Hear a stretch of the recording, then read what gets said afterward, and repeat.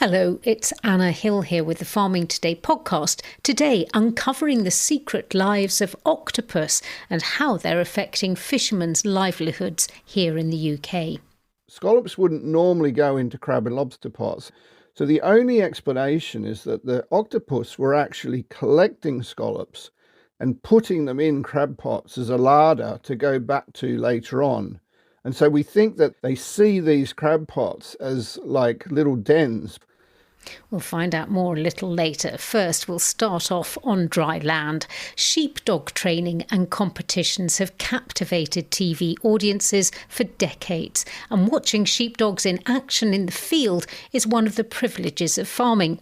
Our reporter Howard Shannon has been to Leicestershire to meet sheepdog trainer Nij Vyas alongside one of his students, Yvonne Black, plus sheepdogs in training Nip, Neb and Neo. Are the sheepdogs always border collies? They are definitely the best dog, and the testament to this is that each country has their own version of a sheepdog or a herding dog, but actually the vast majority of countries are now preferring border collies because it's much easier to work with them, and their level of intellect and ability to be shaped and moulded into what you want is great, and the sheep take them seriously. One of the things that we want to convey to the young dogs is that we're not trying to stop you having fun, but we are going to ask you to do things our way. But you can't just suddenly start telling a dog what to do. And it's sort of folly to start talking and telling a dog too much too soon, because what we tend to do is control dogs, and actually what they're wanting is freedom.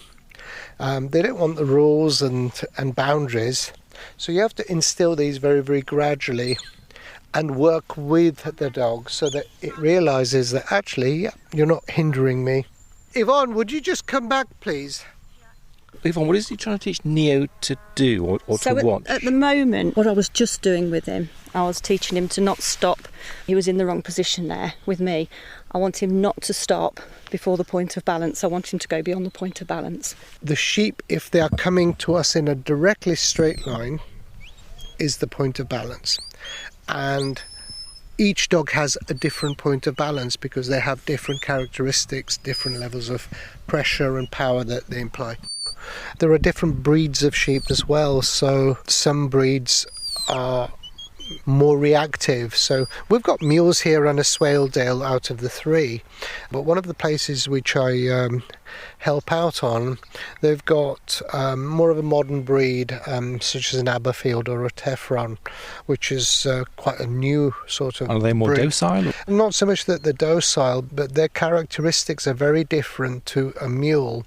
And what I often find is that when I turn up with the dogs there, on one side of the hill, the sheep are all gathering and bleating and making a lot of noise. And then if you look at the 30-acre in the next field where they've got mules, and the mules are going, oh dear, the neighbours are kicking off again, and they're not in the least bit concerned. It just sort of demonstrates that these different breeds of sheep have to be managed in a different way. Just now, Yvonne, I heard you doing the whistling. Oh, yes. Can you give me an example of the whistling you were doing? I was doing a short stop whistle. But there are other whistle sounds as well. There can be 10, 12, 15. It depends how complex you want to go. I have 3 dogs on 3 different commands, on 3 different whistle commands and 3 different voice commands. So it can be quite complex. It's absolutely essential that you learn to whistle, because the alternative to a whistle is using your voice and raising your voice. And at a distance on a windy day, it's not the most practical thing to be shouting. And to be honest, as you can see, we've got residential properties behind us. It's not nice for them to be seeing us shouting at the dogs, and the dogs don't want to be shouted at either. So whistles are the most practical tool. And essentially, before people start working with a dog, 6 to 8 months before, they should buy a whistle and learn to use the whistle beforehand. Sheepdog trainer Nij Vyas. All week we're discussing sustainability. That can mean protecting soil health, improving the environment and looking after the long-term profitability of the farm. But scientific innovation is also an important factor. Developing crops which can cope better with challenges such as drought, flood and disease can be part of more sustainable food production.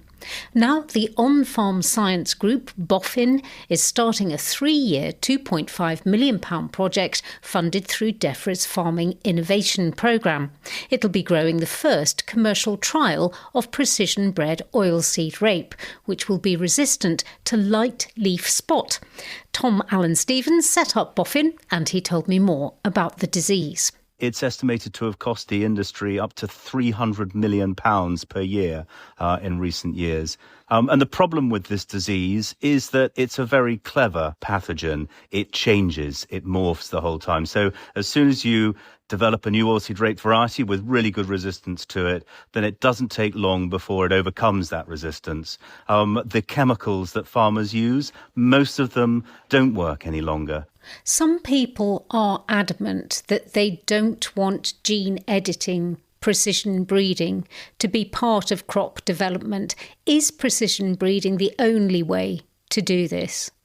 I wouldn't say it's the only way, but it's certainly a really good route to it. It's also about building in resilience within the industry itself. So we're making new disease forecasting tools for growers to be able to equip themselves better for the disease, forecast whether they're going to get it, and put in place actions and activities on their farms so that they don't have to rely on the genetics as well. So it's a sort of twin route, if you like. And the other thing to remember is that the way the legislation has been set up is that the changes that are being made through precision breeding are only what could be done naturally anyway. It's just very much speeding up that process. So instead of taking typically about 10, 12, 15 years to develop a new variety, it could take as little as 2 years. Why is this work important for sustainability in farming? Well, we're looking for more resilient farming systems. This will enable us not only to catch up, but to overtake the pathogen in years to come. And this is just one of the problems that a crop like oilseed rape faces. There are many other things that we could provide a solution for with precision breeding. It's not a silver bullet, but it is certainly a really, really valuable tool in the box. You say this is the first crop of its kind in Europe, but if we are going to export oilseed rape and it's precision bred, there will be countries that won't want to take it. Well, that's a really important part. Now, first of all, what I'd say about that is that the crops that are being grown here, this is a research project, so it's relatively small amounts of crop that we are growing. Also, within the project, we're really lucky to have nearly all of the major European oilseed breeders. They are really interested in this technology, not just for the UK, but for the EU, where the legislation is developing, but at a slower pace than it is in the UK.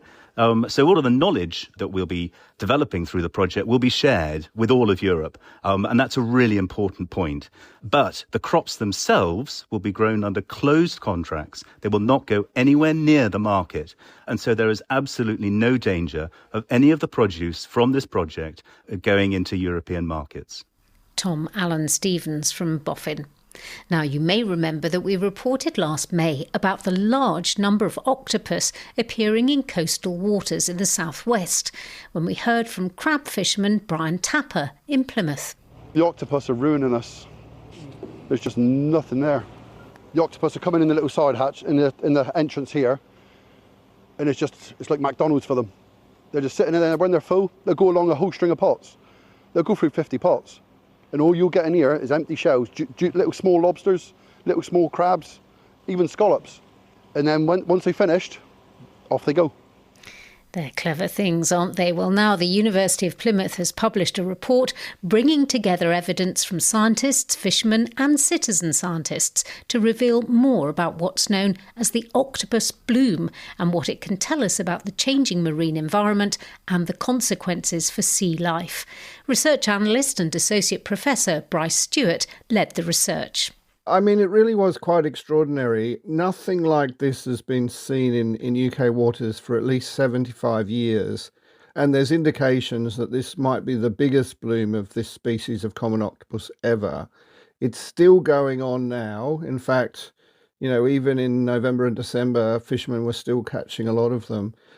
Over the previous sort of 6 or 7 years, the entire fleet would land between 20 and 30 tons of the common octopus a year.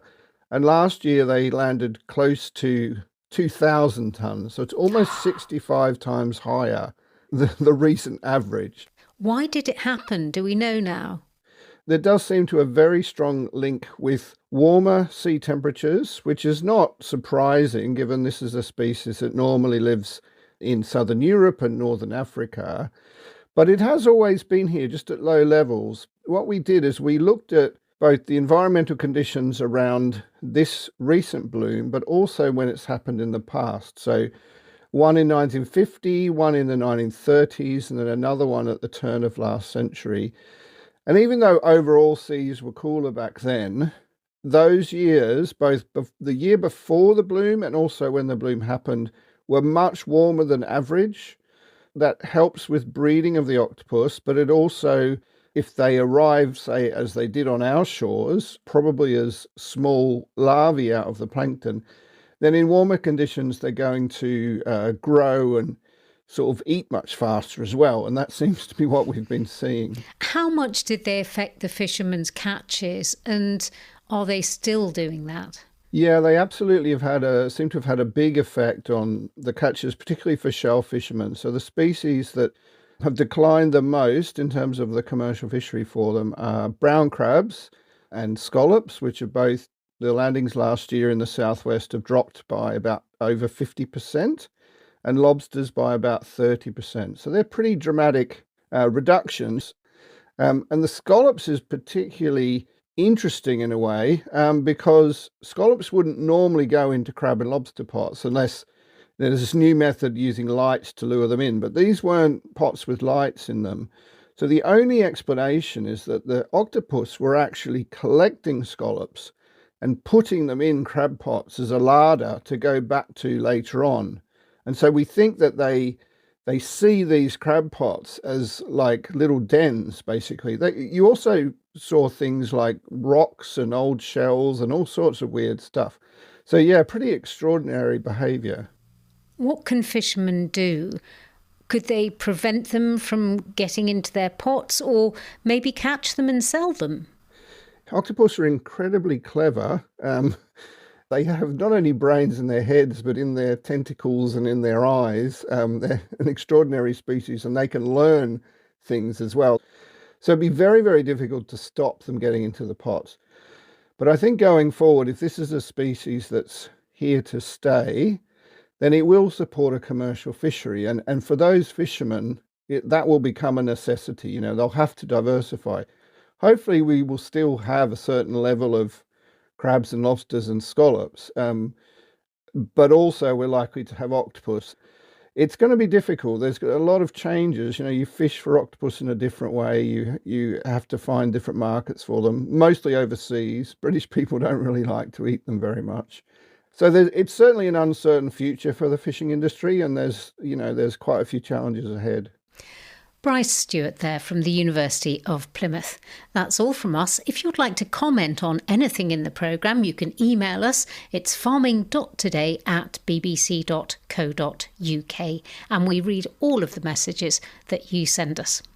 I'm Anna Hill. The producer was Rebecca Rooney. Farming Today is a BBC Audio Bristol production.